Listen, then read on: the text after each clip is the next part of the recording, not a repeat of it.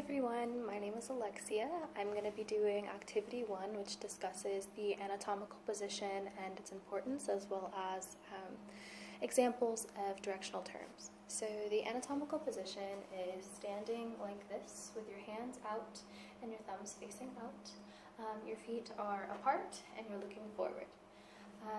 The anatomical position is important because it gives us a sense of uniformity across all of the professions. So it allows us to be able to use the same terms no matter where we are. So if you are getting a surgery in Asia and then you have to get a follow-up surgery in the States, the terms are the same even though they're in completely different areas. We have some directional terms. Some examples of those are superior and inferior.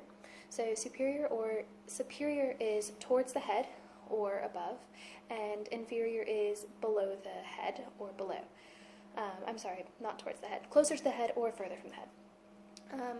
So we have, if we were to use my shoulder and my hip, my shoulder is superior to my hip, and just like my hip is inferior to my shoulder. We also have anterior and posterior.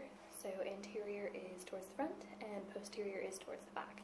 So my nose and my ear. My nose is anterior to my ear, and my ear is posterior to my nose. We also have medial and lateral. Medial is towards the middle and lateral is towards the outside.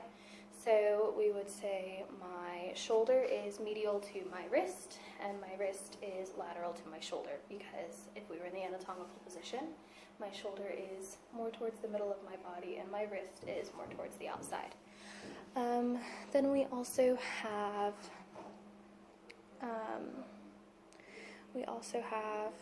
proximal and distal.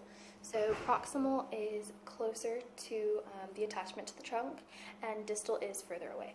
So we would say that my elbow is proximal to my wrist because my elbow is closer to the attachment of my arm to the trunk, and my wrist is further away.